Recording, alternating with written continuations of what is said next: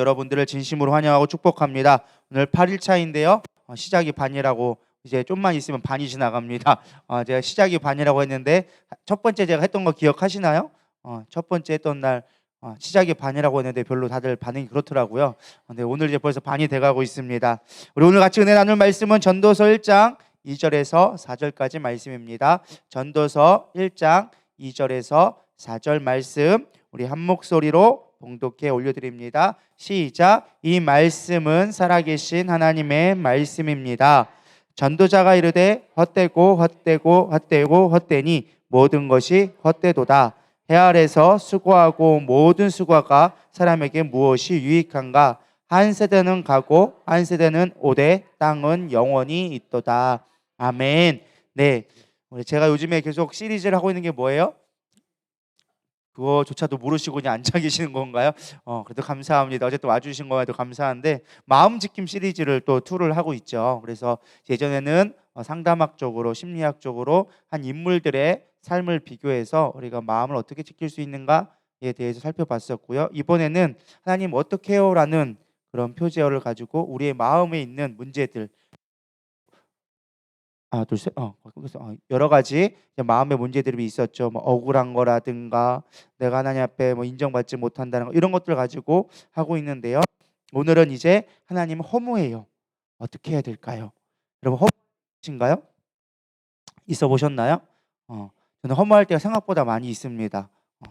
사람들이 언제 허무하냐는 이따 얘기할 건데 여러분 영화를 혹시 이 책을 한번 보셨나 모르겠습니다. 노인과 바다 라는 책을 한번 보신 적 있으시죠? 시골의 어부였던 노인인 산티아고가 옛날엔 잘 나갔던 어부였습니다. 마을에서 주름 잡던 어부였는데 이제 나이가 80세가 넘어가자 힘이 없게 되어집니다. 그래서 84일 동안 고기를 잡으러 나갔지만 단 한 마리도 못 잡고 돌아온 거예요. 말이 84일이지 3개월 동안 밥벌이를 하나도 못 한 거예요.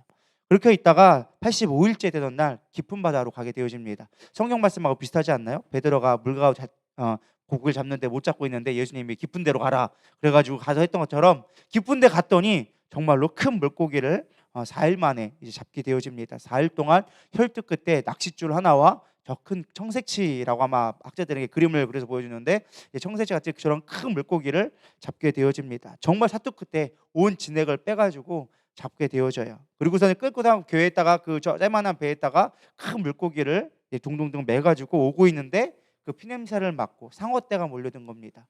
그래서 상어떼가 그 청새치에 있는 모든 살코기는 다 뜯어먹고 뭐만 남았냐? 뼈만 동동 떼만큼 해가지고 돌아오는 모습을 보게 되어집니다. 사실 이 노인과 바다는 우리의 어떤 허망함을 사실은 얘기하는 모습이 아닐까 생각되어집니다. 인생 한때 잘 나갔지만 어느 순간 나이가 먹고 이렇게 하면서 허무해지고 또 마음 가운데 공허해지고 내가 살아서 뭐하나 생각이 들고 하고 그동안 내가 어떠한 성공을 누렸다 할지라도 그것이 한순간에 사라져버리는 일들이 생긴다라는 것입니다. 사무엘상 12장 21절에 이렇게 나옵니다. 돌이켜 유익하게도 못하며 구원하지도 못하는 헛된 것을 쫓지 말라. 그들은 헛된 것이니라 라고 이야기해주고 있습니다. 또 이와 비슷한 이야기가 있더라고요.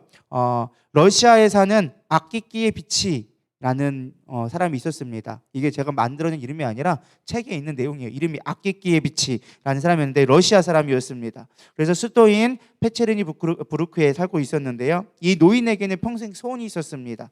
뭐냐면 러시아는 되게 춥잖아요. 그래서 고급 외투, 외국에 쉽게 말하면 모피코트 같은 거죠. 비싼 몇 천만 원이 되는 그 외국 외투를 갖는 게 꿈이었습니다. 목표를 달성하기 위해서 평생 동안 그는 가난했지만 일하고 저축하고 살아가게 되어집니다. 그리고 드디어 80루블이라는 돈을 저축하여줘서 꿈에 그리던 외투를 사게 되어집니다. 그리고 그날은 이제 성공한 목적을 이루어갔다고 기쁘게 가고 있는데 때마침 그날 그 멋진 옷에 도둑들의 타깃이 돼가지고 바로 산날 빼앗겨 버리게 되어집니다. 그 노인은 꿈과 소망과 자신의 모든 소망을 한 번에 빼앗기게 되어집니다.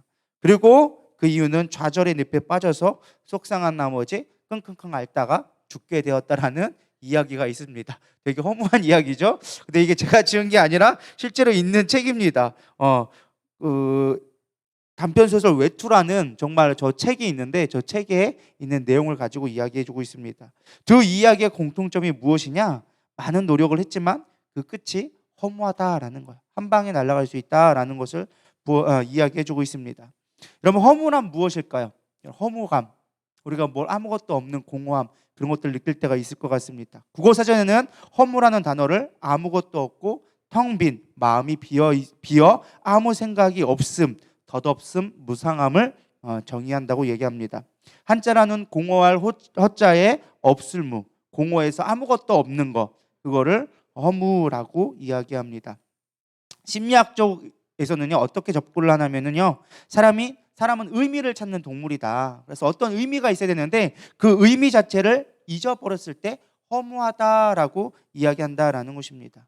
그래서 사람은 사실 어디에 있든지 다 그 의미를 만들어내는 존재가 인간이라는 거예요. 어떠한 고난 속에 있다 할지라도 그 속에서 의미를 발견하고 거기서 생존한다라는 거예요. 근데 정말 중요한 건 우리가 삶을 살아가는데 어떤 환경이 중요한 것이 아니라 그 안에서 의미를 찾지 못하면 그때부터 공허함이 찾아온다라는 것입니다. 그래서 어떤 내가 할 수 있는 것이 무엇이고 어떻게 살아가야 되는지 어떤 답을 찾아가는 과정이 우리의 인생이고, 그것을 찾았을 때 만족감을 얻고 성취감을 얻고 행복함을 살 수 있다는 거예요. 근데 내가 뭔가 열심히 하는데 내가 뜻대로 이루어지지 않고 어려워지면 그 가운데 의미를 발견하지 못하면 우리는 공허해진다, 허무해진다라고 이야기한다라는 것입니다. 성경에서는 여러 가지 의미로서 또 허무를 이야기해 줍니다. 첫 번째는 무엇이냐?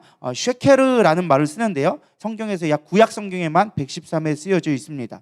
대부분 허무, 허사, 망령된, 속임, 거역하다, 거짓말하다라는 등으로 번역되어진 단어인데요, 쉽게 말하면 거짓되다, 다 거짓말이다, 이렇게 의미할 때 이 허무란 단어를 쓰기도 합니다.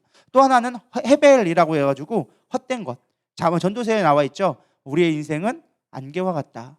아침에 뭔가 있는 실체가 있는 것 같은데 햇빛 한번 띄면 사라져 버리는 우리의 입김과 같다. 마치 실체가 있는 것 같지만 한순간 뿜고 나면은 사라져 버리는 그런 입김과 같은 것이 이제 헤벨이라고 얘기합니다. 그래서 호흡, 수증기 이런 의미로 했을 때 이제 허무한 것, 있다가 사라져 버리는 것, 있는 것 같지만 실체가 없는 것, 그거를 허무라고 이야기합니다. 또 하나가 무엇이냐? 우상이란 뜻도 있어요. 특별히 우상이라는 말을 쓸 때는 허무한 것, 또 헛된 것, 허탄한 것 등으로 번역되어지면서 우상은 허탄한 것이다 라고 이야기해 주면서 우상을 이야기할 때 이 허무란 단어를 사용하게 되어집니다. 그렇다면 우리가 언제 허무함이 찾아올까? 우리 인생 가운데 언제 허무감이 찾아오냐? 여러분, 언제 찾아왔습니까? 주로 언제인 것 같아요? 허무감을 느껴보신 분들 어떤 것 같아요? 주로? 별로 허무감들이 없으신가 봐요. 삶이 아니 진짜 편안하신가 봐요. 삶이 힘들 때, 큰 실패를 맛보거나 혹은 사람들에게 믿었던 사람에게 발등을 찍힐 때, 기존의 내 삶에 의미 있게 해준 것들, 중요한 것들이 순식간에 사라졌을 때, 혹은 내 삶의 목표를 이루었을 때도 오히려 허무감이 찾아올 수 있다는 거예요. 저는 이걸 종종 경험해 본 적이 있어요. 사실은 우리가 어떤 일을 목표를 해놓고 정말로 최선을 다해서 막 올라가잖아요. 그걸 딱 이루는 순간 이게 끝이야 라는 생각이 훅 들 때가 있어요. 이게 끝이야? 나 뭐 해야 되지? 이런 생각이 훅 들 때가 있다는 거예요. 실제로 제가 그런 걸 몇 번 경험했냐면은 집회를 정말 열심히 준비하고 은혜롭게 막 집회가 마쳤습니다. 그리고 딱 집에 가잖아요. 공허함이 찾아와요. 경험해 보셨나 모르겠어요. 막 은혜 받고 성령 충만하고 딱 가가지고 딱 집에 갔는데 그때부터 공허함이 찾아오는 거예요. 이상하죠? 막 성령 충만하고 막 행복할 것 같은데 그때는 너무 행복한데 딱 집에 가서 아무도 없이 딱 혼자 있잖아요. 허무해지는 거야. 저를 또 언제 느꼈느냐? 우리가 코로나 때 와가지고 사람들 모았을 때 막 오니까 막 반갑잖아요. 같이 예배드리고 막 너무 그 자체가 감격이잖아요. 그리고 다들 우르르 빠져나가는데 교회에 딱 혼자 남아있는데 이게 뭐지? 이런 공허함이 순간 확 찾아올 때가 있다는 거예요. 그러니까 우리가 이 의미라는 것을 발견하지 못하고 어떤 내가 계획했던 것들이 이루어지지 않거나 혹은 내가 그것을 이루었을 때 우리는 의미를 발견하지 못하면 허무감이 찾아올 수 있다는 것입니다. 또한 언제 허무감이 찾아오느냐? 쳇바퀴 돌던 다람쥐 쳇바퀴 돌듯이 계속 반복되어지는 일이 있을 때, 어떤 특별한 변화가 없이 계속 똑같이 가게 되어지면 우리는 허무해지기 시작하는 거야. 나 뭐 하는 거지? 난 무슨 돈 버는 기계인가? 이런 생각이 드는 경우가 종종 있게 되어진다라는 것입니다. 뿐만 아니라 이게 어떤 삶 속에서 뿐만 아니라 영적인 것에서도 사실은 더 민감하게 우리가 반응할 필요가 있다는 것입니다. 그리스도인들이 세상에 허무한 것을, 아까 얘기했죠. 우상이 허무라고 했잖아요. 세상적인 것을 쫓다 보면 영적인 공허함을 경험하게 되어집니다. 환경적인 요건도 있지만요, 하나님과 멀어짐으로 말미암아 오는 영적인 공허함. 여러분 혹시 경험해 보셨나요? 내 안에 영적인 공허함으로 말미암아 뭔가 삶에 의미가 없어지는 것들. 물론 내 환경들은 잘 되고 있는데 뭔가 그럼에도 불구하고 내 안에 텅 빈 것 같은, 신앙생활을 하는데 그럼에도 불구하고 내 안에 만족이 이루어지지 않는 것. 그거는 내가 신앙생활은 하고 있지만 하나님과 멀어짐으로 오는 영적인 공허함도 있다라는 것입니다. 그렇다면 우리는 중요한 건 허무함을 어떻게 극복할까? 이거를 우리가 좀 같이 살펴보려고 합니다. 구원은 파괴되어진 우리의 영혼을 온전하게 회복시키는 것이 하나님의 구원의 과정 가운데 있습니다. 단순하게 어떤 사람들은 구원받는다라는 것을 천국 가는 것으로만 이해하는 것으로 생각할 때가 있습니다. 그러나 그렇지 않습니다. 진정한 구원은 우리의 영적인 회복에 있다라는 것입니다. 구원의 의미는요, 영생에 연결되어지고 우리 안에 채워지는 것, 만족되어지는 것이 구원의 큰 우리 가운데 나타나는 실제적인 실존의 문제입니다. 근데 우리가 구원받지 못하면요, 내 안에 여전히 채워지지 않는 공허함이 있다는 거예요. 우리가 구원받지 못할 때 우리 안에 영혼이 없기 때문에, 영이 없기 때문에, 하나님의 영이 거하지 않기 때문에 우리는 공허해질 수밖에 없어요. 세상 사람들은 그 공허를 메우기 위해서 물질이나 세상적인 즐거움으로 채우려고 하지만 채우려고 하면 할수록 공허해지는 거예요. 나중에 더 깊이 이야기하겠지만 어쨌든 우리가 중요한 건 구원이라는 의미가 우리의 이 허무에서 벗어나게 할 수 있는 가장 유일한 길이다라는 것을 여러분은 먼저 생각하고 갔으면 좋겠습니다. 전도서에서는요, 우리가 허무에 대한 이야기를 조금 더 심층적으로 다루고 있습니다. 특별히 이 전도서를요, 허무에 관한 지혜라고 부를 정도로 정말로 이 헛되면 헛되다 이거 얘기하는 게 다 헤벨이거든요. 안개와 같은 것이다 라고 하면서 인생은 원래 그렇게 헛된 거야 라고 정의해주고 있습니다. 그래서 이 전도서에는 크게 큰 두 가지를 여러분들 생각하시고 보면 여러분들의 인생의 허무에 대한 것들을 좀 쉽게 생각할 수 있을 것 같습니다. 첫 번째는 이 땅에 존재하는 모든 것이 다 헛되다. 어차피 이 땅에 인생 살아가는 거 별거 아니야. 다 헛된 것들이야. 다 사라지고 없어질 것들이지 그거에 너무 연연하지 마라. 왜? 우리가 너무 그거에 연연하다 보면은 그것을 잃어버리거나 소유하지 못함으로 말미암아 허무하게 되어진다는 거야. 근데 어차피 이 땅에 있는 것들이 다 지나가면 아무것도 아니니까 무의미한 거니까 그거에 너무 집착하지 마. 그럴 때 너희들이 허무함에서 이겨낼 수 있어 라고 얘기하는 거야. 또 하나 주는 하나의 영적인 원리는 무엇이냐? 어차피 이 땅에 준 모든 것들은 하나님의 선물이라는 거예요. 어차피 하나님의 선물인 거기 때문에 그거를 누리는 것으로 만족하다. 그것을 네가 억지로 소유하고 막 하려고 해봐야 더 힘들어진다는 거예요. 여러분 이해가 되시나요? 대립되는 것 같지만 이것이 이해되기 시작하면요, 허무한 마음에서 한 걸음 더 나아갈 수 있다는 것입니다. 전도서는 이렇게 얘기해 줍니다. 우리는 무한한 시간과 공간 앞에 잠깐 태어났다가 꿈을 대다가 덧없이 쓰러지는 인생, 사라져버리는 것이 우리의 인생이다. 태초부터 영혼까지 그 시간 가운데 우리에 있는 건요, 한 점, 한 먼지만도 못한 아주 작은 점이라는 거야. 그러니까 네가 와서 아무리 아등거리고 해봐야 그 영원한 시간 속에서 너는 아무것도 아니야. 그러니까 네가 존재가 아무것도 아닌데 굳이 그거를 아무것도 아닌 거에다가 뭔가 소유하려고 하는 그 자체가 무의미하다는 거예요. 이게 이해가 되시나 봐요. 철학적인 건데, 영원한 거에 우리가 어차피 별 의미 없는 존재라고 한다면 우리가 굳이 의미 없는 것 때문에 굳이 속상할 일이 있겠느냐. 이게 성경이 전도서에서 가르쳐주는 의미라는 것입니다. 인생은 짧다. 그리고 사람이 세상의 질서를 어차피 바꾸지 못해. 누군가 기억해 주지도 않고 기억할 필요도 없다라는 거예요. 그것 때문에 괜히 속 썩을 필요가 없다라는 거죠. 애써 잊으려 하지 않아도 잊혀지고 기억하려고 해도 희미해지는 것이 인생사다. 근데 어차피 너를 그렇게 어차피 없어질 그것들에 왜 연연하고 힘들어 하느냐라고 얘기하고 있는 것입니다. 늘 쳇바퀴 도는 삶, 그것이 실존의 현실이다. 실제적으로 존재하는 현실적인 모습이다.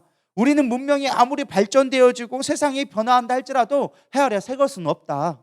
어차피 다 거기서 거기야. 이게 전도서의 가르침이라는 거예요. 전도서 1장 13절, 마음을 다하여 지혜를 써서 하늘 아래에 행하는 모든 일을 연구하여 살핀즉, 솔로몬에게 전도자가 세상에는 모든 지혜를 살펴봤대요. 연구해봤더니 뭐 했더라? 괴로운 것밖에 없더라. 하나님의 인생들에게 주사 수고하게 하신 것뿐이라. 너희들이 알려고 노력해봐야 그냥 너희들이 살할 때 그냥 의미 있는 삶을 살려고 준 것뿐인데, 그것 때문에 너희들은 막 연구하고 또 연구해도 니들 인생밖에 괴로운 게 없다. 박사 공부요? 여러분 해보시기 바랍니다. 뭐 엄청난 거 같죠? 인생 괴로워요. 맨날 하루 종일 앉아있어요. 책만 보고 뭐 지식이 늘어난다고 해도요, 그게 인생에 별 도움은 안 되더라고요. 지식이 늘어나면 늘어날수록 괴로움만 더할 뿐이다. 뭘 그렇게 열공하고 아등바등 살려고 그러냐? 중요한 건 뭐냐? 인생에 행복하게 살아나는 거예요. 그냥 어차피 인생은 거대한 힘에 의해져서 이끌려가게 되어진다. 너희들이 예측하고 예상하고 전망하지만 결국 하나님의 그 힘 앞에, 거대한 힘 앞에는요, 우리는 아무것도 아니다. 하나님이 우리에게 원하시는 건 이 거대한 힘 앞에 너희들은 겸손하게 그냥 순응하며 살라는 거예요. 그러니까 네가 굳이 아등바등해서 살아서 막 한계를 느끼고 공허함을 느낄 필요가 없다는 거예요. 어차피 인생은 허무한 건데 거기서 뭘 허무하느냐, 이렇게 이야기하고 있는 것입니다. 이해가 되시나요? 이해가 안 되시는 것 같은 느낌이긴 한데 깊이 한번 집에 가서 또 한번 생각해 보시기 바랍니다. 어차피 인생 허무한 거 굳이 거기서 아등바등해서 허무해봐야 너에게 별 유익할 거 없어. 그냥 인생 자체가 다 허무한 거야. 우리가 노력으로 뭘 바꿀 수 있는 것도 없어. 네가 아무리 많은 돈을 벌고 아무리 번다 할지라도 그건 사라지는 것들이라는 것입니다. 그래서 중요한 건 우리가 여기서 끝나면 참 인생은 허무해요. 근데 중요한 건 무엇이냐? 이 다음 게 중요해요. 모든 것이 하나님의 그래서 선물이야. 어차피 이 땅인 건 다 썩어져 없어져. 근데 중요한 건 너에게 지금 주어진 것들은 하나님의 선물로 주어진 거니까 그걸로 만족하며 살라는 거예요. 전도서 3장 13절, 사람마다 먹고 마시는 것과 수고함을 낙을 누리는 그것이 하나님의 선물인 줄도 또한 알았도다. 전도서가 열심히 연구하고 인생은 뭐냐, 도대체 인생이 헛된데 어떻게 살아야 되느냐라고 고민했더니 그냥 내가 오늘 수고하고 내가 먹고 내가 오늘 열심히 일해서 땀 흘리며 사는 것 자체가 그것이 선물이라는 거예요. 그것이 인생이라는 거예요. 그냥 내가 오늘 만족하며 살아가는 것. 여러분, 사실 우리가 많은 것을 추적하고 많은 것들을 막 해보려고 하니까 힘든데요, 사실 우리는요, 먹을 것만 있으면 사는데 큰 문제 없어요. 여러분, 뭐 아무리 금은보가 있다 한들 뭐에 있을 건데, 그냥 오늘 먹고 오늘 행복할 수 있으면 그걸로 너희들이 더 좋은 삶이다. 굳이 막 엄청 걸 하려고 해도 너희들은 공허해질 뿐이다 라고 성경에서는 우리에게 가르쳐주고 있다는 거예요. 제가 한 말이 아니라 성경에서 얘기했다는 거예요. 할렐루야. 그래서 우리가 누리는 그 모든 것들이 선물이다. 고린도서 15장 10절, 그러나 내가 낳은 것은 하나님의 은혜로 된 것이니 내게 주신 그 은혜가 헛되지 아니하며 내게 모든 사도보다 더 많이 수고하였으나 내가 한 것이 아니요 오직 나와 함께 하신 하나님의 은혜로다. 물론 바울이 이 말씀을 증거할 때는 복음에 대해서 얘기한 거지만 이 말씀 가운데도 숨겨진 진리가 그거예요. 어차피 하나님이 다 주신 은혜예요.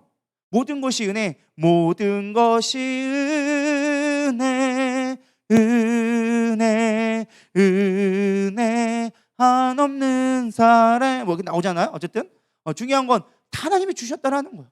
그냥 주셔서 있는 것으로 누리고 만족하게 사는 게 진짜 행복한 삶이라는 거예요. 남들보다 비교하는 순간 우리는 공허해지고 허망해지는 거예요. 나는 인생 뭐 했나? 그 사람은 그 사람의 목이 있는 거고 나에게 주어진 건 나에게 주어진 대로 살아가면 인생 공허해질 필요가 없다라는 것입니다. 아무리 소유하려 한들 이 땅의 모든 것이 헛됨을 알고 내 노력의 끝이 허물한 것을 안다면 오늘 주어진 것에, 너에게 주어진 것들에 최선을 다하고 그것을 그저 감사할 수 있다면, 그걸로 인하여서 하나님께 영광 돌릴 수 있다면 그것이 가장 아름다운 삶이다. 그게 성경에 주시는, 우리에게 주신 공허에 대한 교훈이에요. 근데 우리는 끊임없이 뭔가 추구를 하죠. 뭔가 얻으려고 하고 내 어떤 인생의 목적을 두고 그걸 이루는 것이 마치 인생에 잘 사는 거라고 생각할 때가 있어요. 여러분 생각해 보세요. 내가 집이 없을 때는 자그마한 원룸이라도 내 집이라도 있었으면, 근데 원룸 들어가면 여러분 어떻게 될까요? 조금 더 큰 집 있으면 좋겠다. 자녀도 생기고 남편도 생기고 결혼했으니까 이제 방 2칸짜리 화장실 하나, 그 정도만 해도 난 만족하다. 막상 거기서 살다만 1, 2년 지나면은 그때 애들이 커가는데 화장실 2칸짜리는 있어야지. 2칸짜리는 살아봐야지. 거기 살면은, 저희 집도 그렇거든요. 저희 집이 결코 작은 집이 아니에요. 30몇 평이면요, 일본에서는요 거대 궁궐이에요. 근데 우리만 한 것이 무엇이냐? 애들이 이제 새 아이가 커가잖아요. 이제 딸아들 따라하니까 성별도 섞어지니까 이게 텀이 생기는 거예요. 방 3개인데 방 3개가 부족한 거예요. 우리는 방 3개가 없어가지고 방 4개 정도 되게 될 것 같은데, 제가 지금 요즘에 딸내미한테 방을 뺏겼잖아요. 책상에 이제 컴퓨터 할 데가 없어가지고 제가 베란다로 쫓겨났습니다. 베란다로 쫓겨나가지고 제가 설교를 준비할 때마다 왜 지금도 이 두꺼운 오리털 파카를 입고서는 실내화를 신고서는 거기서 설교를 준비하고 있어요. 우리 집은 최소한 방은 5개는 있어야 되겠다. 최소한 내가 뭐 목표를 하고 컴퓨터라도 있으려고 하려면 방 5개는 필요하겠다.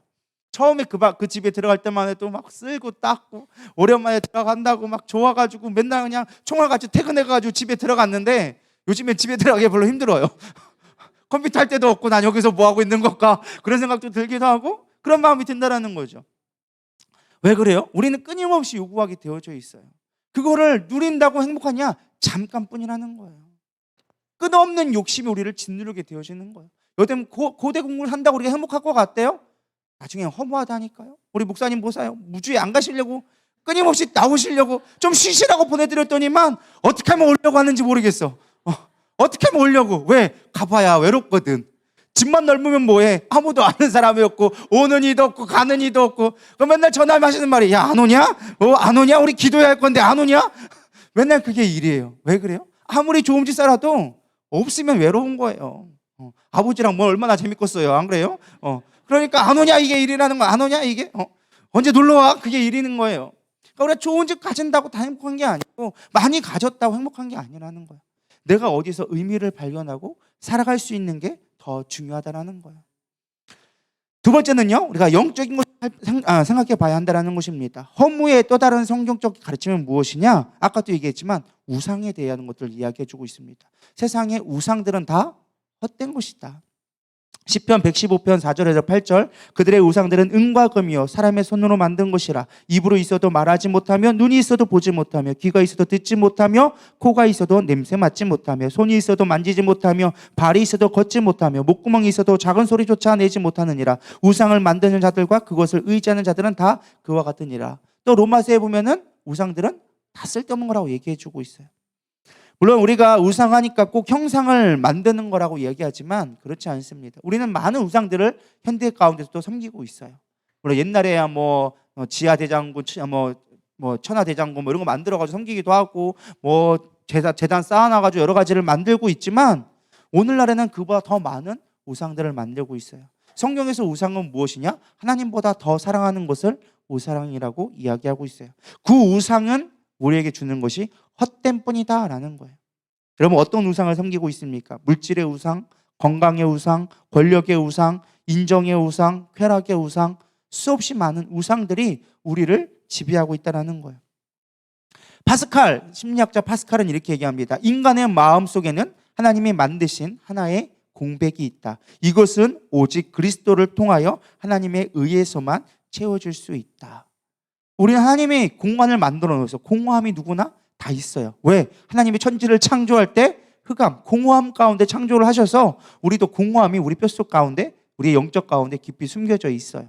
또 무엇보다 우리가 범죄함으로 말미암아 우리의 영이 죽어져서 영혼육이 있던 우리의 모습이 영은 죽고 하나님의 영은 죽어지고 하나님의 생기는 죽어져 버리고 육신과 혼만이 있기 때문에 우리는 늘 공허함을 가지고 살아갈 수밖에 없다는 것입니다. 그래서 우리가 완전한 의인이 되려면, 완전한 모습이 되려면 하나님의 영이 우리 가운데 부어져야 돼요. 구원이 임해야지만 우리가 온전한 이 공허함을 채울 수 있다는 거예요. 근데 우리는 이 공허함을 계속 육신적인 거로 채워가려고 그러는 거예요. 여기에 여러분이 그림을 그리면 조금 이해가 되는데 영혼, 육이 있어요. 영은 가운데 가장 깊은 데 있고 우리 삶을 주관하는 거예요. 그리고 혼은 우리의 생각과 마음과 뜻을 이야기합니다. 육은 우리의 육신적인 행동과 육체를 이야기하는 거예요. 근데 우리가 영이 죽음으로 말미암아 혼이 커지고 혼은 이 육을 지배하려고 합니다. 이 고차원적인 게 밑에 걸 지배하게 되어져 있어요. 근데 이게 점점점 죄악등으로 되어지다 보니까 순적인 원리, 위에서 아래로 지배하는 것들이 거꾸로 가기 시작하는 거예요. 육신이 우리 생각을 지배하기 시작해요. 그게 영적으로 무너졌다는 가장 큰 증거예요. 육신의 환경 때문에 우리가 생각이 바뀌고 우리가 막 끌려간다? 그거는 귀가 얇은 게 아니라 이거는 육한테 이미 우리가 지배당했다는 뜻이에요. 사단이 우리를 지배하고 있다는 뜻이라는 거예요. 그러나 영이 들어가는 순간 영은 우리의 혼, 생각을 지배하게 되어 있어요. 뜻을 바뀌게 되어져 있어요. 뜻이 바뀌면 우리의 육신도 지배당하게 되어져 있어요. 그래서 육신이 영의 것들을 생각하게 되어질 수 있게 된다는 것입니다. 이 영적인 것들이 채워졌을 때 우리 안에 진정한 평안함과 안전함이 있는 거예요.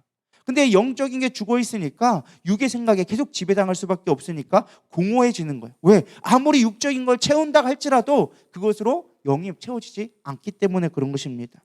세상이 만족될 것 같지만 사단이 주는 거짓이라는 거예요. 거짓. 그래서 우리는 무엇보다 이 영적인 것과 육적인 것들을 균형 있게 잘 맞춰야 돼요. 그러면은 허물을 극복할 수 있는 실천적인 적용의 방법이 무엇이냐? 우리가 무엇을 해야 이 영적인 것들을, 우리가 이 만족하는 것들을, 공허함을 채워갈 수 있는가 살펴보려고 합니다.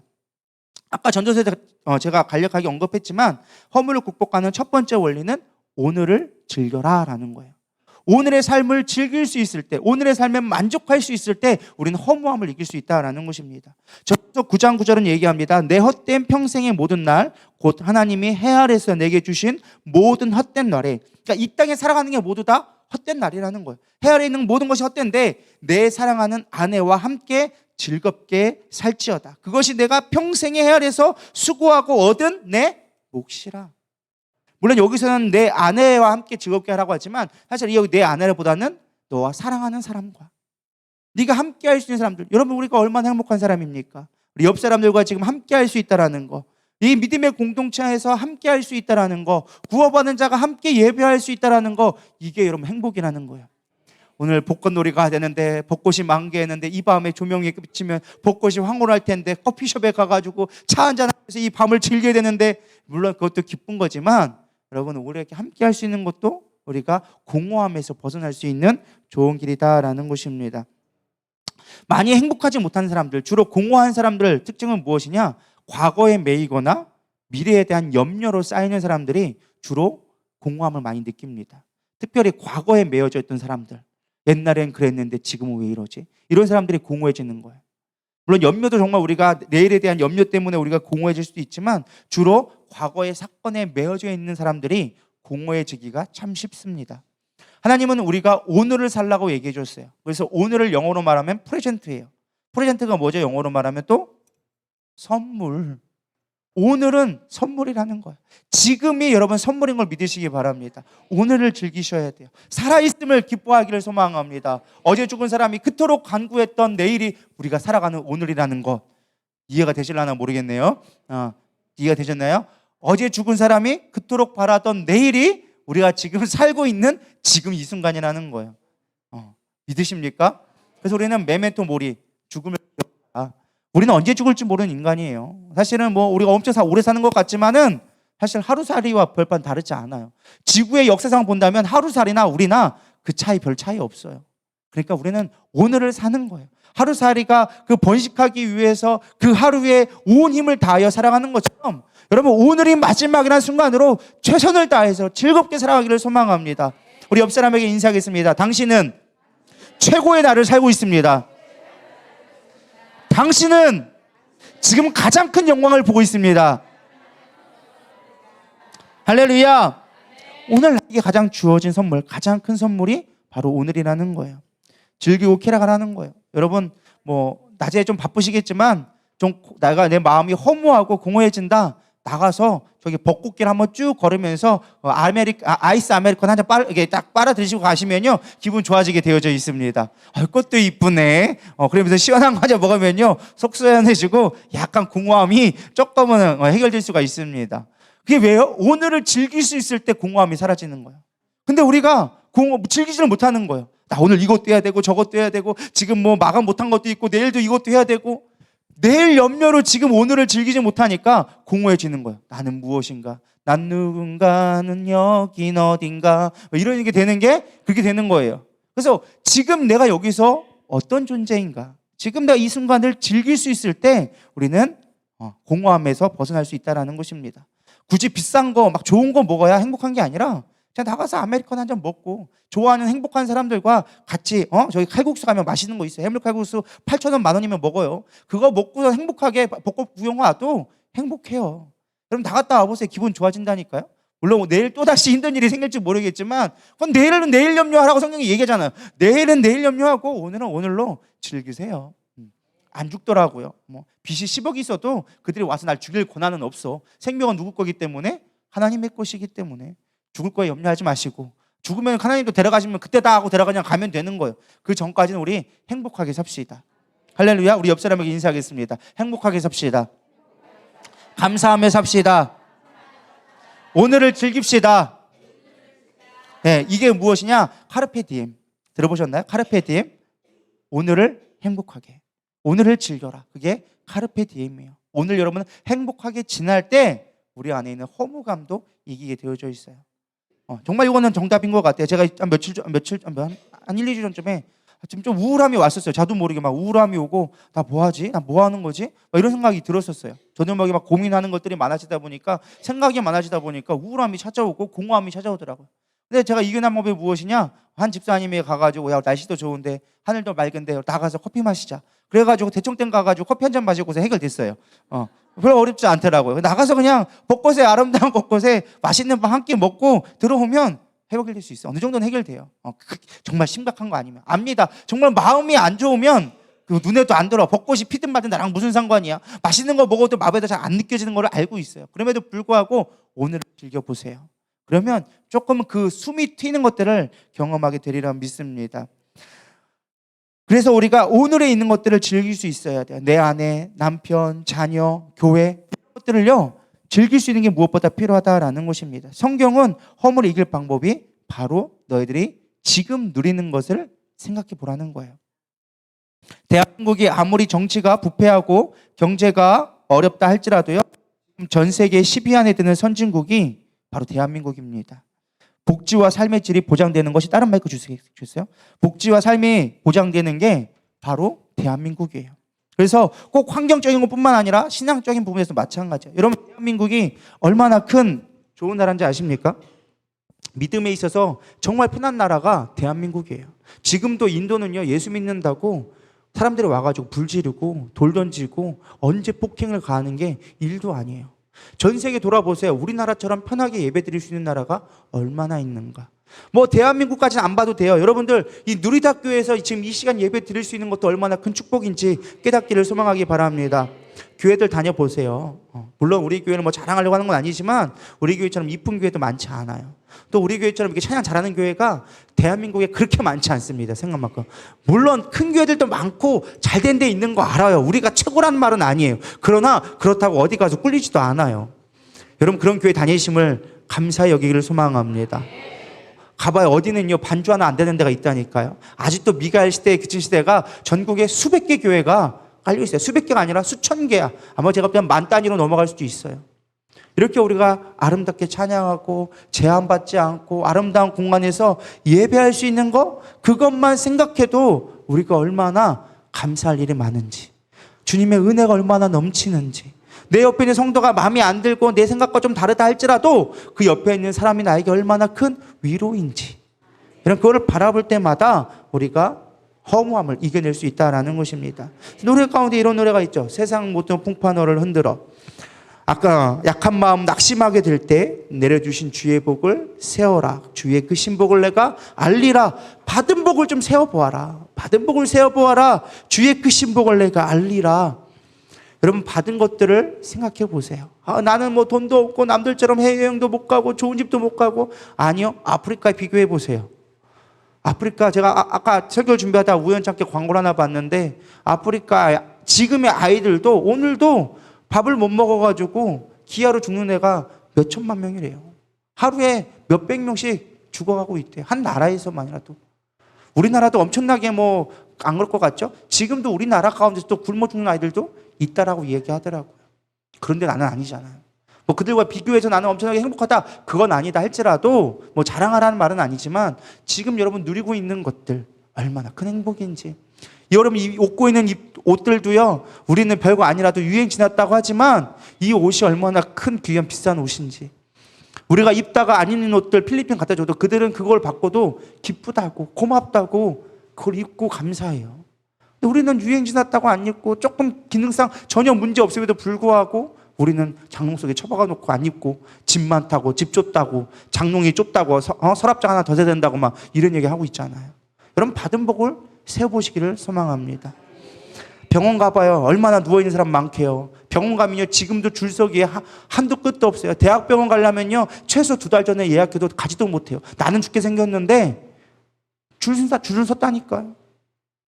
근데 우린 동네 병원에도 잘 안 가잖아요. 귀찮다고. 얼마나 행복한 사람이에요. 안 그래요? 물론 피곤은 하죠. 피곤도 하고 뭐 안 아픈데 없는 사람 없겠죠. 그래도 불구하고 우리가 살아있을 수 있는 게 얼마나 큰 감사인지. 여러분 받은 복을 세워보기를 소망합니다. 시간이 많이 가니까 우리 1절만 우리 한번 찬양 한번 불러보겠습니다.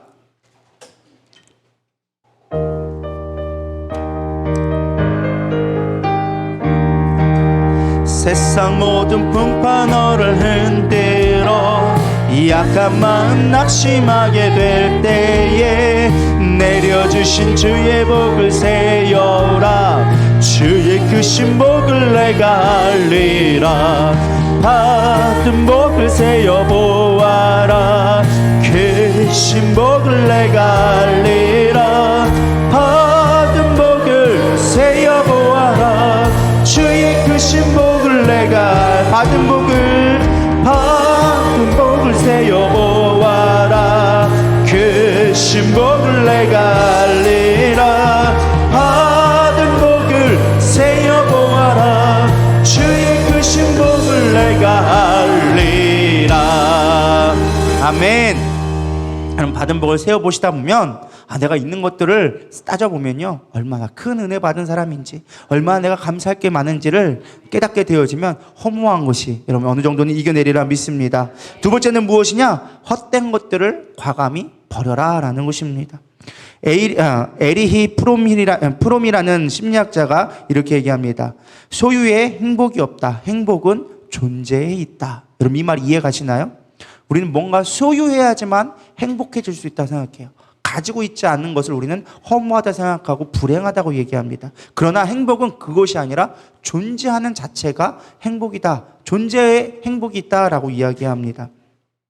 우리는 뭔가 부를 누려야지만 행복하다 생각해요. 근데 여러분, 부가 얼마나 헛된 것인지 제가 한 예화를 찾다 보면 이런 얘기가 나오더라고요. 1923년 시카고에 있는 에드워드 비치 호텔에 당시 미국의 최고 부자라 불리는 7명이 사람이 한자리에 모였다고 합니다. 그들의 부는 대부분 전 재산을 모두 합칠 때 미국의 전체의 국고를 능가할 만큼 어마어마한 재산가였다라고 얘기합니다. 그리고 어느 날 신문기자가 시카고에 모였던 그날로 시작해서 정확히 25년 지난 후에 그들의 생애가 어떻게 되었는지 추적하면서 발표했는데 놀라운 것들이 나왔습니다. 첫 번째 사람이었던 강철 회사 사장 찰스 슈업은 25년 후에 무일푼 거지가 되어서 죽게 되었고요. 두 번째 사람인 알석 하트는 밀농사로 거부가 된 사업가였는데 그 역시 파산하여서 모든 것을 잃어버리고 쓸쓸하고 고독한 가운데 혼자 임종을 맞이했다고 기록합니다. 세 번째 사람인 리차드 위트니는 뉴욕 은행의 총재였지만 자기에 둘러싼 여러 가지 상황에 잘못되어져서 감옥에서 있게 되어졌고요. 네 번째 사람은 엘버트 홀은 미국의 재무장관까지 지냈지만 감옥에서 막 풀려나와져서 골골대다가 집에서 생애를 마감하려고 그때 당시 있었다고 합니다. 다섯 번째 사람인 웰스프트 회장은 제이씨 리버모어라는 인생의 끝을 자살로 마감했다라고 기록해주고 있고요. 여섯 번째 사람은 국제은행 총재였던 리온 프레저는 역시 자살로 생을 마감했고, 일곱 번째 사람인 이반 크루컬은 부동산 업계의 거부였지만 자살 미수로 병원에서 치료받고 있다. 대부분이 다 뭐했다? 자살. 인생의 가장 허무함이 거기서 나타난다는 거예요. 병들어 죽거나 감옥에 있거나 자살했던 것이 당시에 1920년대 최고의 갑부를 잃었던 사람들의 결말이었다라는 거예요. 물론 부자가 모두 다 이런 최후를 맞는 건 아니겠죠. 그러나 대부분의 사람들이 부로 인하여져서 인생이 망칠 수 있다라는 것을 경고해 주는 것입니다. 잠언 28장 22절은 얘기합니다. 악한 눈에 있는 자는 재물을 얻기에만 급하고 빈궁이 자기에게 임한 줄은 알지 못하느니라. 악한 눈이 있다는 건 뭐예요? 세상에 부에 빼앗긴 거예요. 악한 생각으로 남의 것을 쟁취하기만 원하는 사람은요, 그의 영혼이 망하고 있다는 것을 깨닫지 못한다라는 것입니다. 내가 정말 중요하다 생각했던 대부분들은 사실 사라질 것들이에요. 여러분들이 정말 중요하다 생각하는 게 뭐가 있어요? 우리 김봉호 선생님 가장 중요하게 생각한 게 뭐예요? 통장의 비밀번호, 도장 아니신가요? 그거 아니에요? 뭐 자식? 물론 자식도 중요하죠. 사실 우리가 생각하는 대부분의 것들은요, 중요한 생각 것들은 다 사라질 것들이에요. 집도 없어져요. 제가 처음에 아파트 갈 때 그 아파트가 들어간 게 제가 고등학교 때 처음 입주한 집이거든요. 벌써 20년 지났어요. 엘리베이터 바꾼다고 하더라고, 오래돼가지고.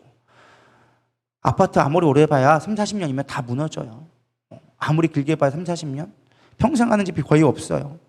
여러분, 뭐 차 10년 타면 아무리 좋은 차도 똥차 돼요. 아무리 여러분 좋은 보석 1, 2년 지나면 유행 지나서 별로 차지도 않아요. 뭐 결혼 바지나 돼야 좀 차고 있지, 보석들도 유행 지나면 다 지나가게 되어진다라는 것입니다. 우리가 좋다라고 생각하는 거, 귀중하게 여기는 여러분들의 보물 1, 2호는요, 다 대부분 사라질 것들이에요. 여러분들이 가지고 있는 재산의 대부분들은 다 사라질 것들이에요.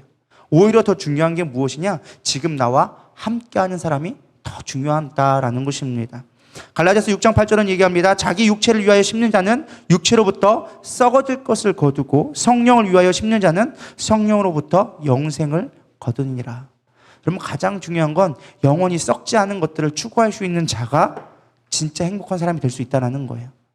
진짜 우리가 살아지 않는 건 뭐예요? 사람의 관계. 무엇보다 우리가 구원받는 거. 생명이 가장 귀하지 않겠습니까? 그럼 그거를 추구할 수 있을 때 우리는 허무함에서 벗어날 수 있다라는 것입니다. 세 번째는 무엇이냐? 삶의 의미를 찾으라라는 것입니다. 대부분의 사람들이 공허한 이유 중에 무엇이냐? 환경을 탓합니다. 내가 어떤 실수함으로 말미암아 사업이 날아가고 내가 어떤 노력하지 않음으로 말미암아 건강을 잃게 되어지고 이런 것들 때문에 우리는 공허함이 찾아오기 시작하는 거예요. 인생이 몸이 아파지기 시작하면요, 마음도 연약해지다 보니까 공허해지는 거예요. 내가 살아서 뭐하나? 내가 이게 집만 되지 뭐하고 있나? 이런 생각이 찾아온다라는 거예요. 물론 그 생각을 주는 게 우리의 연약함도 있지만 사단이 그 약함을 가지고 우리를 공략하기 시작하는 것이죠. 그러나 사람은 삶의 의미를 발견하면 어떠한 상황이든지 이겨낼 수 있다는 것입니다. 2차 대전 나치 수용소에서 힘들게 살아남았던 심리학자 빅터 프랭크는 그에 져서 죽음의 수용소에서라는 상황에서 이렇게 얘기합니다. 극한 상황에서조차 절망하지 않고 여전히 내 삶의 의미 있다고 생각한 사람들은 살아남았다. 그러나 그렇지 않은 사람들은 몸 이전에 마음이 죽어버려 살아있는 시체가 되었다라고 기록해주고 있어요. 그 포로 수용소, 저는 실제로 가봤거든요. 저기 어디냐, 거기 폴란드 갔다가 거기에 있는 아우슈비츠를 직접 가봤어요. 거기 가봤는데 정말로 끔찍하게 수많은 유태인들이 학살당하고 가스실에서 죽고 총살당해 죽고 수없이 고문을 당하고 노독에 하루에 한 끼 그것도 되지도 안 먹는 만한 죽을 가지고 서로 경쟁하면서 먹어야 했어요. 정말로 수없이 많은 고통을 당하고 언제 죽은지 모르는 그 고난 가운데서 생체 실험이 끊임없이 일어나고 그런 일 가운데 그들이 살아남을 수 있었던 이유는 무엇이냐? 정신이 살아있는 자. 우리는 반드시 살아날 거야. 하나님이 지켜주셔 라고 했던 사람들은 그 가운데서도 예배하면서도 살아남았다라는 거예요.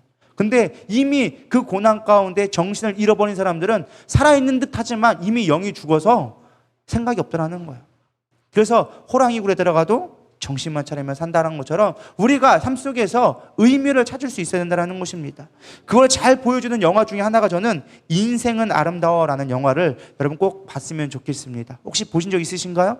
예전에 교회에서도 한번 봤었는데 별 기억들이 안 나실 것 같아서 간단하게 얘기 드리도록 하겠습니다. 이 영화는 귀도 오레피체라는 이탈리아계 유대인이 이야기입니다. 이 남자 이야기거든요. 근데 이 이탈리아 여인을 사랑하게 되어집니다. 유대인이었지만은 그 디아스포라 그러죠. 유태인이지만 외국에서 사는 그 유태인이었는데 이 로마의 여인, 이탈리아 여인을 사랑하게 되어져서 그 아들, 4살짜리 이제 아들을 로마에서 꽁냥꽁냥 해가지고 사랑에 막 해가지고 아들을 낳게 되어집니다. 근데 때마침 2차 전쟁이 발생되어지면서 이탈리아가 독일군의 나치군에 점령당하게 되어집니다. 그래서 유태인들의 학살 1호가 되어졌죠. 나치가 이제 히틀러가 유태인들의 자신의 어머니의 상처로부터 이제 유태인들을 학살하기 시작합니다. 그래서 다 수용소로 보내게 되어지죠. 근데 여자와 남자를 분리하게 되어져요. 여자는 유태인에 다른 데 가게 되어지고 이제 아들과 이제 그 남자 이제 귀도는 따로 이제 분리되어져서 수용소로 가게 되어집니다. 근데 이 4살짜리가 너무나 아이들이 막 죽게 되어지잖아요. 그 상황 가운데 있을 수 없으니까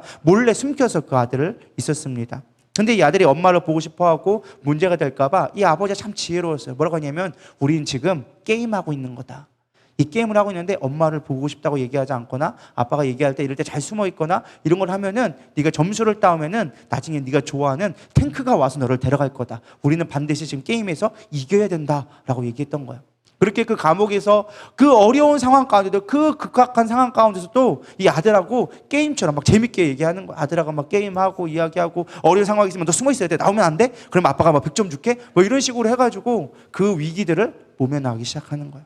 맨 마지막 이제 연합군이 내려와서 이 독일 나치군을 물리치게 되어집니다. 그러니까 나치군이 증거인멸을 하기 위해서 이제 포로들을 다 죽이기 시작하는 거예요. 근데 마지막 이제 막 연합군이 막 탱크를 몰고 오기 연합군이 몰려온다는 소식을 듣고 막 죽이니까 이 유대인들이 도망치기 시작하는 거죠. 도망치고 막 넘기 시작하는데 아들이 너무 머리가 못 도망간 거야. 숨겨놓은 거야. 숨겨놓고서는 아들한테 얘기하는 거야. 좀 이따가 여기에 탱크가 올 건데 이제 네가 게임이 곧 끝날 거야. 기다려. 여기서 탱크가 올 때까지 기다릴 테니까 여기 있으라고. 근데 자기는 이제 숨을 데가 없는 거야. 막 잡히니까. 그러다가 자기 아들이 들킬 것 같으니까 절로 반대로 혼자 도망가게 되어져요. 나 여기 있다 하면서 막 놀러가고 막 재밌게 하는 거야. 아들이 그걸 보면서 킥킥 웃는 거죠. 아빠가 막 그렇게 하고 있으니까. 근데 아빠는 뭐 하는 거예요? 아들을 살리려고 막 그렇게 하는 거예요. 그리고 총성 두 발 소리가 딱 나기 시작합니다. 그리고 그 다음에 탱크가 와서 그 아이를 꺼내가요. 그러면서 그 아이가 너 여기 왜 얘기하니까 와 우리가 게임에 승리했다 하고 막 웃죠. 그러면서 마지막에 너 왜 있어? 집이 어디야? 그러니까 나는 어디에 해가지고 나중에 탱크 타고 고향에 엄마 있는 데로 가서 살게 되어진 이야기. 그래서 그러면서 인생은 아름답다라는 이야기로 영화가 마치게 되어져요.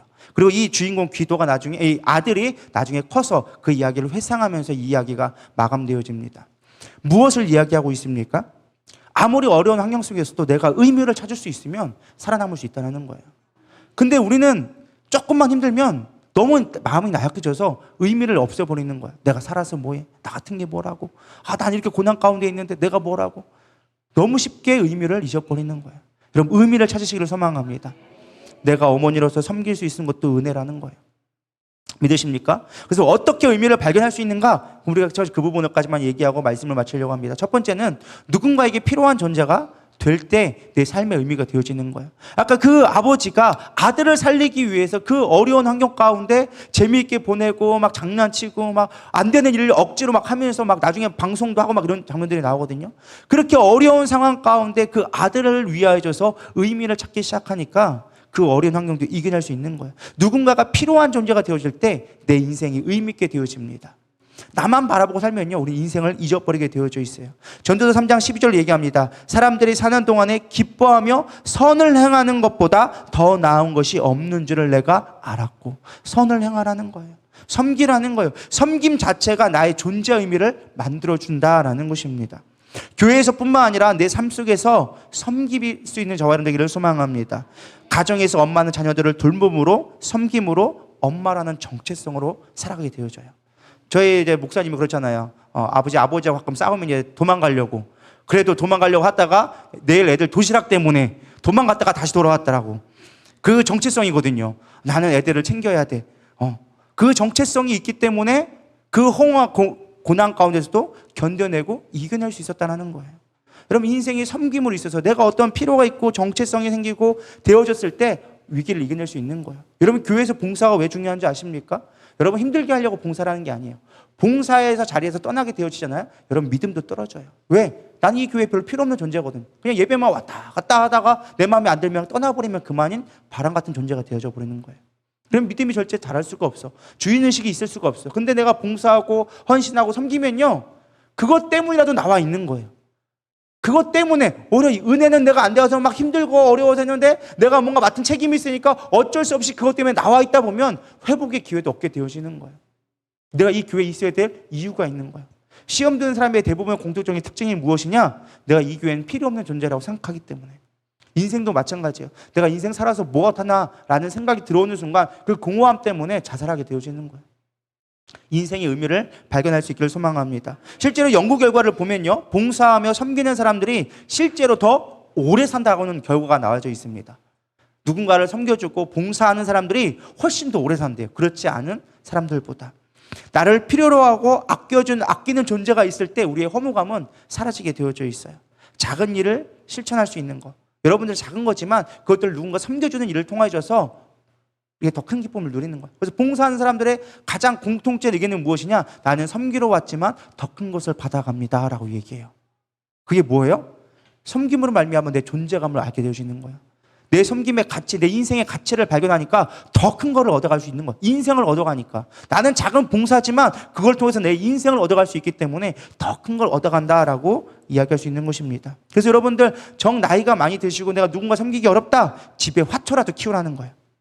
그 화초를 돌보는 그 하나만으로도 내 인생의 존재의 가치가 이미 있는 거예요. 제가 지난번에 얘기했지만 저희 집에는 구피를 키우고 있습니다. 그것들은 저에게 해주는 게 단 하나도 없어요. 2, 3주에 한 번씩 물 갈아줘야 되고요. 매일 밥을 줘야 됩니다. 귀찮을 때도 있어요. 심지어 그 애들 그걸 분양한다고 돈을 버는 것도 아니고 그 애들 밥 사주려면 해도 몇천 원씩이에요. 한 달이면 몇천 원 정도 돈이 들어갑니다. 사실 별 유익한 거 없어요. 근데도 불구하고 그 아이들이 있음으로 말미암아 그 구피가 번식하는 그 재미로 사실은 키워가고 있는 거예요. 번성의 축복이 우리 집에는 있어가지고요.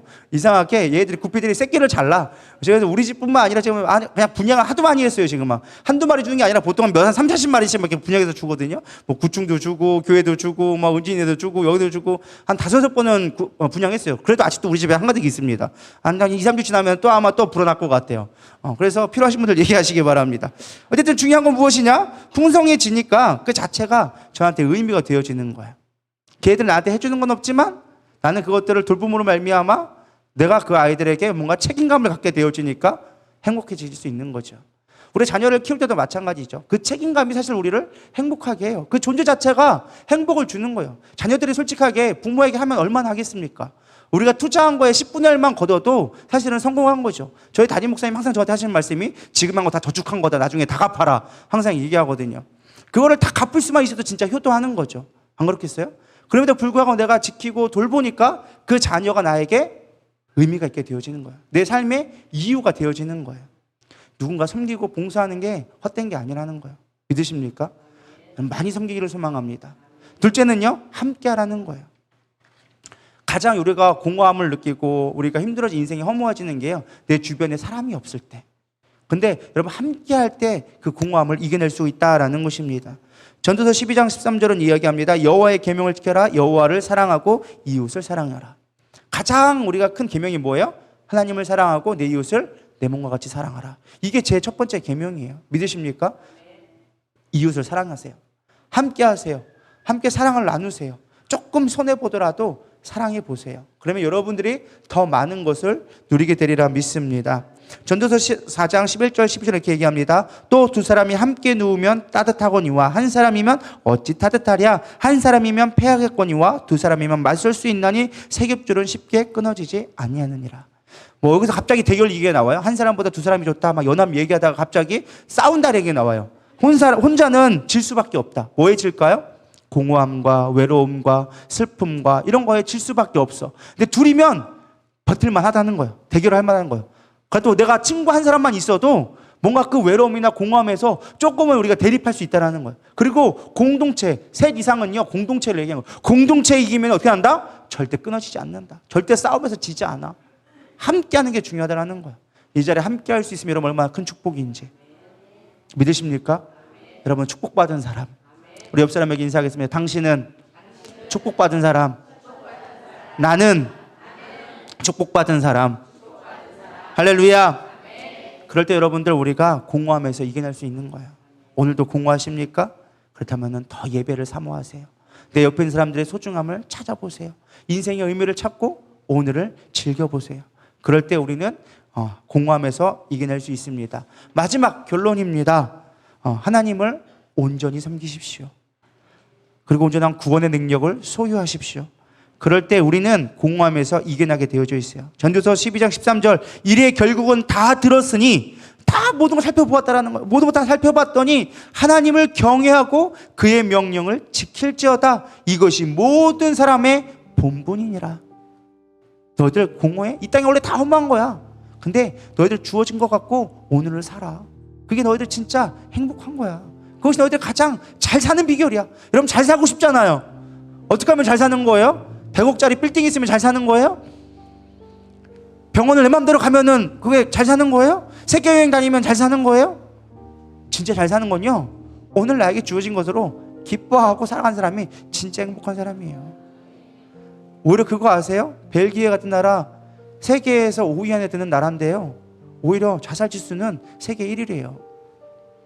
캐나다도 마찬가지더라고요. 캐나다도 제가 어떤 얘기 들었는데 저 북부 가면요, 인디언들이 먹고 사는 문제가 없어요. 정부에서 다 지원해 주니까. 왜? 그들이 거기를 침략했으니까 미해하니까 인디언들 자체는 먹을 건 보장해줘.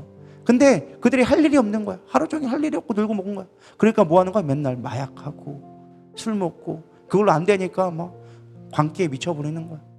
여러분 요즘에 미국뿐만 아니라 저기 유럽 쪽이나 이쪽은요 마약이 너무 기승하고 있어요. 일반 의약 부모들이 있어서 걸어다니는 좀비가 길거리에 흔하다는 거예요. 그냥 길거리 사람들 가다가 이렇게 하고 있어. 이렇게 하고. 여러분 웃죠? 길거리에 그런 사람이 진짜로 많다니까요. 여러분 미국이나 유럽을 안 가보셔서 현실감이 떨어지는 것 같은데요, 가보면요 도시 자체가 그런 도시가 있다라니까요. 다들 이러고 있어요. 좀비 영화가 괜히 나온 게 아니에요. 현실판 좀비가 실제로 있다니까요. 왜? 오늘의 삶의 의미를 못 찾고 내 인생이 무엇인지를 모르니까 악의 세력에게 높여져서 육신에 속하여져서 사망 가운데 거할 수밖에 없는 거예요. 우린 영에 속한 사람이 되리라 믿습니다.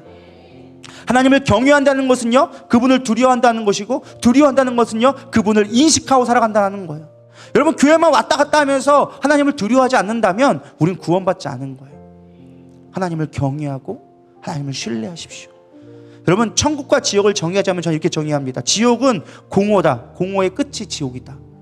끊임없이 욕심으로 채워놔도 채워지지 않는 것이 지옥이에요. 그렇지 않아요? 먹어도 배고픈 것 지옥이잖아요. 내가 많은 걸 끊임없이 추구해도 끝없이 들어가는 것이 지옥이에요. 근데 천국은요 천지가 금이고 천지가 먹을 것이라도 그걸 부러워하지 않아요. 왜? 내 안에 하나님으로 만족되어지니까. 배부른 사람은요 만한전석이 있어도 별 신경 안 씁니다. 그러나 굶주린 사람은 끝없이 먹게 되어져 있어요. 여러분 우리는요 천국은 감사하는 것이고 생명이 내 안에 있는 것으로 만족함을 누릴 때 진정한 행복이 있게 되어집니다. 공허는요 지옥이 내 삶에 가까워졌다는 뜻이에요. 사단이 우리를 지배하고 있다는 뜻이에요. 욕심의 끝이 이루어졌기 때문에 그걸 이루지 못해서 허무함이 찾아오는 거예요. 그럼 그거를 버려버리길 소망합니다. 하나님은 우리의 모든 만족이 되어 주십니다. 예배는요 하나님을 채우는 주유소예요. 우리는 별로 통이 안 커요. 뭐 요즘 좋은 차들은 뭐 리터가 커가지고 한 번 넣으면 서울에서 부산까지 간다지만 우리의 신앙의 인생의 가운데에요 우리는 너무나 생명력이 짧아요. 그래서 매일 예배하지 않으면, 매일 주의 말씀이 공급되지 않으면 우리는 금세 멈춰버릴 수 없는, 허기질 수밖에 없는 아주 연약한 모습이란 걸 여러분 빨리 인정하기를 소망합니다. 그래서 우리는 날마다 예배해야 되는 거예요. 날마다 주님을 묵상해야 되는 거예요. 날마다 주님을 찬양하며 그분이 공급하신 생명을 받을 때 내 인생의 공허함이 없어지기 시작하는 거예요. 영적인 갈망을 여러분 하나님으로 채워갈 수 있기를 소망합니다. 우리 이 찬양 부르면서 우리 기도로 나아가도록 하겠습니다. 나 주를 만나 나의 길 알았네. 세상 모든 자랑 나의 것 아님도 날 위하여 자기 몸 버리신 그 사랑, 그 마음 내 이제는 내 자랑이네. 그 사랑 크셔라. 한없는 아버지의 사랑, 고난의 길목에서 날 지켜 인도하시는 내 아버지, 당신 앞에 이 내 몸 다 드려도 내 평생 못 갚으리. 그저 감사할 뿐. 그럼 오늘 그저 감사하며 인생에 공허함이 있다면 주님으로 채워가기를 소망합니다. 오늘 주님이 주시는 그 사랑으로 충분히 적셔지기를 소망합니다. 그럴 때 여러분 인생 가운데 새로운 삶이 시작되리라 믿습니다. 나 주를 만나 뒤에 불 꺼주시고요. 나의 길 알았네. 세상 모든 자랑 나의 것 아님도 날 위하여 자기 몸 버리신 그 사랑 그 마음이 이제는 내 자랑이네. 그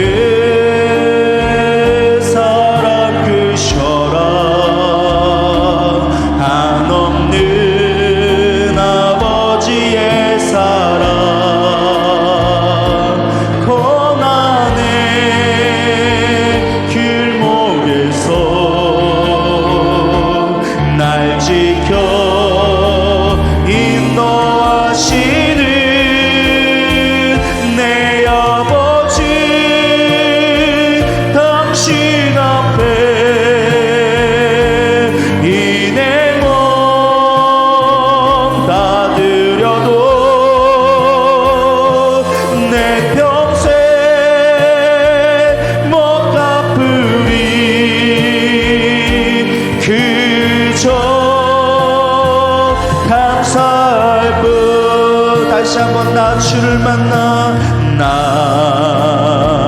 주를 만나 나에게 알았네 모든 모든 자랑 나의 것 아닌 것 날 위하여 자기 몸 버리신 그 사랑 그 마음이 이제는 내 자랑이네 그 사랑 그 혈압 한없는 아버지의 사랑 고난의 길목에서 날 지켜 인도하시는 내 아버지 당신 앞에 이 내 몸 다 드려도 내 평생